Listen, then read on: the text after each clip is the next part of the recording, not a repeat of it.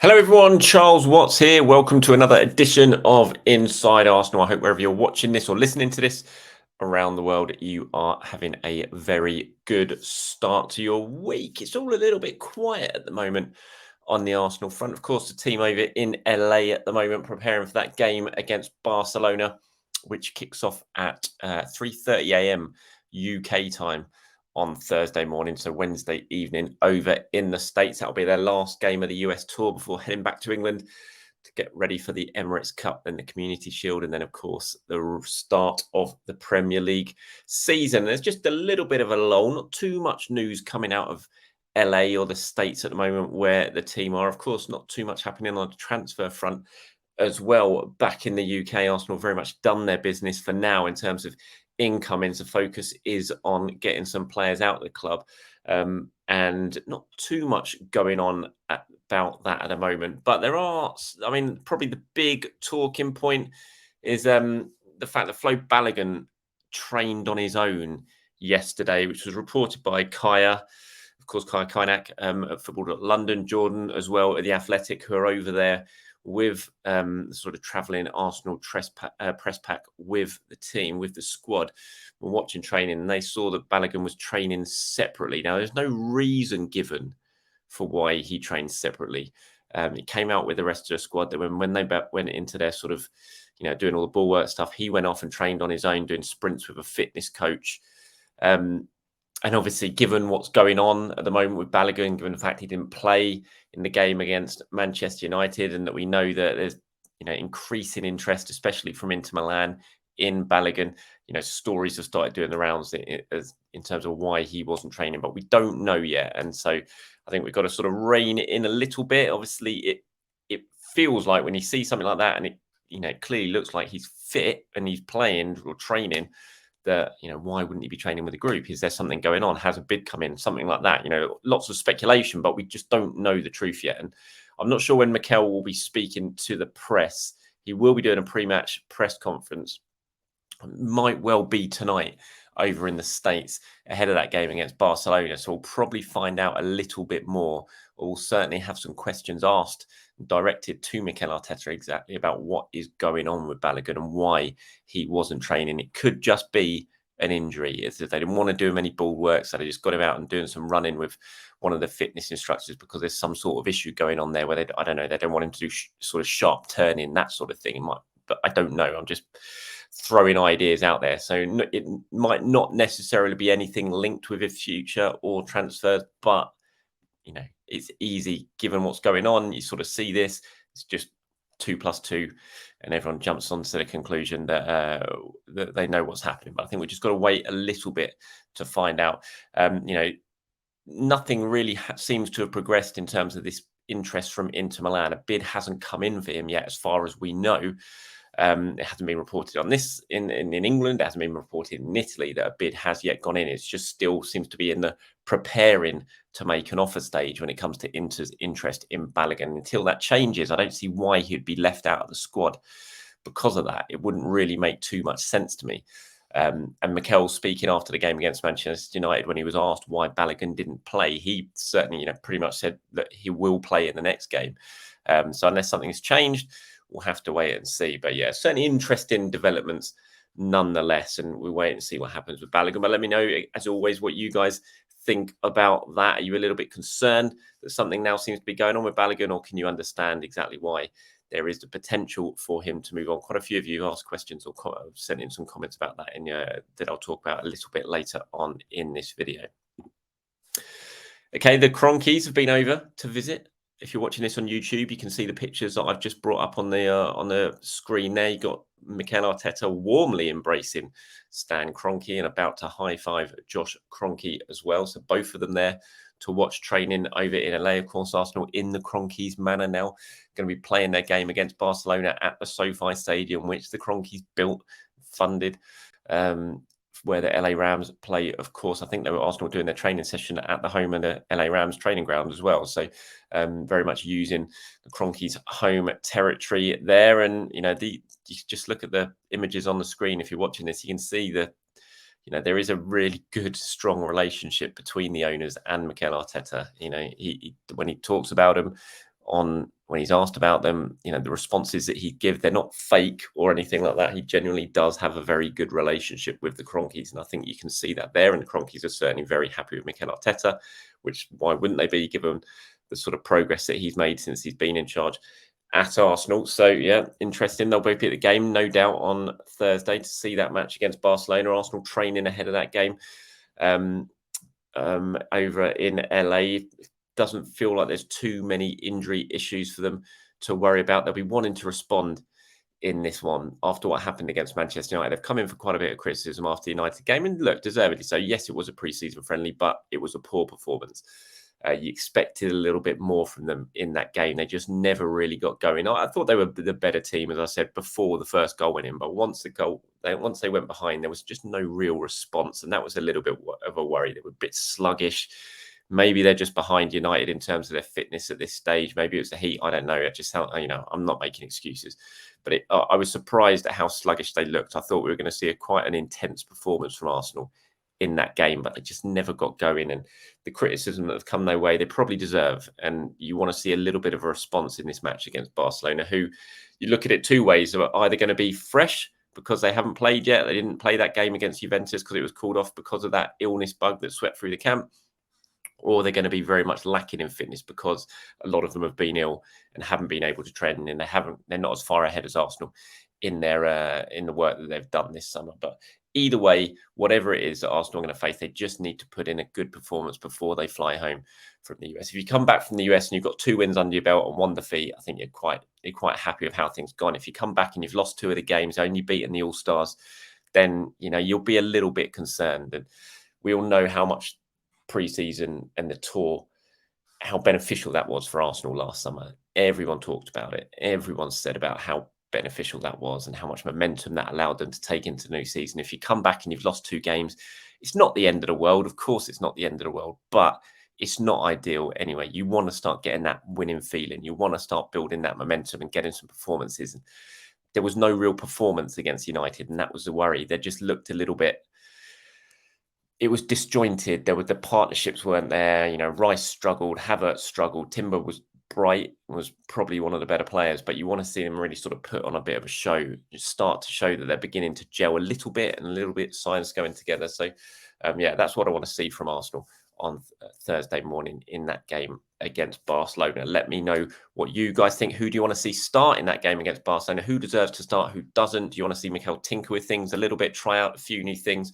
I probably would. I have to say, I would like to see at some point this summer, not necessarily against Barcelona, because I still think at this stage you're still working on your fitness. I think once you get back to the UK and you've got those 2 matches against Monaco and Manchester City, that maybe is when you really start to nail down the system you're going to play in those opening weeks of the Premier League season. But I would at some stage this summer like to see a midfield 3 of Partey as the 6, Odegaard and Declan Rice ahead of them.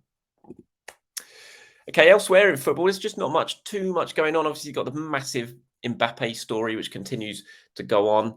I spoke about it on yesterday's video, the incredible offer that came, that sort of got sent in by El Halal for Kylian Mbappe. So we'll wait and see how that one progresses. But elsewhere, it's all a little bit quiet. Everyone's away on pre-season. There's reports that Lavia, the Southampton midfielder, is now very, very close to joining Liverpool. We'll wait and see if that develops. Lavia has, of course, been a player who's been heavily linked with Arsenal this summer. It's not one that I've ever really heard of or heard that there was too much substance to, so I haven't really reported it myself. But others have reported that Arsenal have been very, very much interested in Lavia. But at this stage, it appears nothing's really moved on. And look, the fact that Thomas Partey is staying, according to Mikel Arteta, I think rules out any sort of further central midfield signing this summer anyway. But it appears that Lavia might well be on his way to Liverpool. So that we'll see how that one goes. All right, let's talk about some of your comments and questions, shall we? Quite a few of them to go through today. Here's one from Anthony, who has obviously replied to this in response to what I was talking about yesterday with Kylian Mbappe and that bid from Al Hilal to PSG. Says, doesn't the FFP apply to these Saudi teams? It doesn't, Anthony. No, FFP, there's a couple of different sort of rules and regulations in place that Arsenal have to adhere to. One of them is the Premier League's financial rules, and one of them is UEFA's financial rules. So Arsenal have to adhere to those because they're the competitions they play in, the Premier League, the Champions League, or Europa League. It's different for the Saudis because they don't play in the Premier League and they don't fall under UEFA jurisdiction.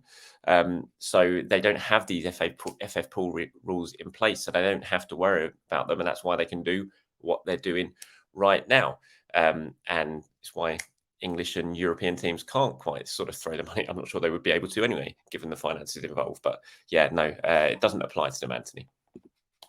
Here's one from Alex. It says, hey, Charles, in your opinion, do you believe the best midfield trio at the club is Partey, Rice and Odegaard? Well, this is something I just talked about in saying that I would like to see that one time before the summer ends and before the season starts. It's a tough one because I haven't seen enough yet. And I'm not at all ready to, sort of rule out the potential of Rice, Havertz and Odegaard. Obviously, it didn't work very well against Manchester United, but that's the first time they've ever played together. It's going to take time to gel. There's two new players there thrown into a midfield three, and there was the first time they were playing together.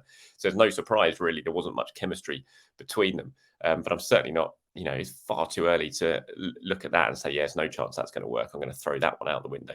I do like the idea of this midfield three. I've said it many times, especially in big away games when you want to get some control in that midfield. I think it gives you a lot of power. I think it gives you a lot of recovery quality because all three of those players are so good at turning over possession and getting the ball back and winning it back quickly. So I do like that option. And I think there's, I look at it and I think, yeah, that could be very, very good.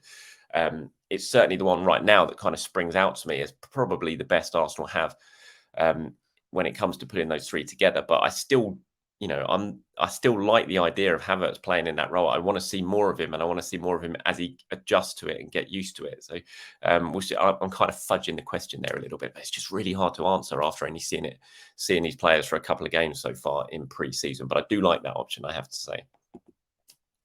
Okay, here's one from Hampstead Owl. It says, sorry, Charles, but I think you are much too complacent about Nketiah's evident inadequacy as a striker. You can't keep defending him just on the basis that he scored a couple of goals when Jesus was out in the middle of the season. And Jesus is weak as an actual goal scorer too. If you put the three of them in an equal goal scoring position, you'd expect Haaland to hit the net 9 or even 10 times out of 10, Jesus 5 or 6 times, and Nketiah 2 or 3. Therein lies our problem. Haaland may be a one-off, but we need at least an 8 out of 10 person in that position. Thank you very much for your comment, Hampstead. I can absolutely see what you're saying. 100%, I can see what you're saying, but I still think that a lot of us are kind of not writing off, because that's the wrong word, wrong phrasing. But I think a lot of us are just a little bit off when it comes to Jesus. I think he's easily got a 20-goal season in him. He had a bad little spell in the run-up to getting injured last season when he didn't score for 10 games or whatever it was up to the World Cup. But before that, he scored 5 in pretty, short amount of time. And when he came back for those last few weeks, he scored 6. And that's 11 goals already there, even though he missed a big chunk of the season. And he did miss a lot of good chances as well. I accept that. He's always going to be a player. He's not a Haaland. Of course he's not. But there's not many Haalands in world football. And I think easily last season, Jesus could have scored close to 20. And I would not be at all surprised if he does that this season. I think a lot of us are kind of forgetting how impactful he was before he got injured last season, how good he was, how transformational he was in the team and what he offered the team. And, I'm fully expecting Jesus to have a really, really good season. On Nketiah, look, I get it. I absolutely get it. Do I think Eddie is good enough to be Arsenal's main man as a striker? No, I don't. Do I think he's a good option or an acceptable option to have within a squad? I do. And I'm not going to change my opinion on that. I really, really do. But I get it. If you're relying on Nketiah for a big chunk of the season, then that is a worry. And I wouldn't, if Arsenal decided to sell Nketiah and bought another striker in, it wouldn't upset me. I would absolutely understand it. But I do think Nketiah is a lot better than a lot of people give him credit for. And I think a lot of people are sort of jumping on the bandwagon or piling onto Eddie a little bit just because a lot of them kind of want to see Balogun play. And I think Eddie's kind of copping a lot of flack because of the kind of groundswell of opinion over the fact that Balogun should be playing at the moment. Here's one from Nostalgic97 says, "Hello, Charles. How long do we have left on our captain's contracts?" That's Martin Odegaard, of course, you're talking about. Well, his contract runs until 2025, so there's 2 years left on that, but Arsenal do have an option to extend that by another year until the summer of 2026. So effectively, Arsenal have 3 years left with Martin Odegaard on his current contract, but I fully expect contract talks to start progressing with Martin Odegaard, and Arsenal looking to get a new deal wrapped up for him relatively quickly. Him and Ben White, I think, are definitely the next two that they will be in discussions with to try and get that done, and it will happen sooner rather than later. Here's one from PK Dionis, I think. Says, it's quite a long one. Says, "Greeting, chat." And I thought it was quite funny, so I wanted to include it. Says, "Greeting, Charles. I hope you and your family are well. Question: how do you not turn into a bitter, jaded version of yourself by the end of every transfer window, especially in the extremely reactive and hot take-driven social media era we are in? I've had to stay off social media and not read comments anymore, as I just can't take it. Taking the Balogun and Nketiah situation as an example, Flo's intention is no longer to play second fiddle. He seems headstrong and knows what he wants to get out of his career. Yet people keep piling on Eddie and saying, sell him, keep Flo, etc. Is Flo really going to displace Gabby Jesus? And if not, after having stated he doesn't want to sit on the bench, will forcing him to stay and diminishing his value benefit anybody? Football Manager has made these three-dimensional real-life players little more than commodities in the eyes of fans. And the fact that you work in that space and you have yet to lose your mind is a credit to you. Anyway, have a good one.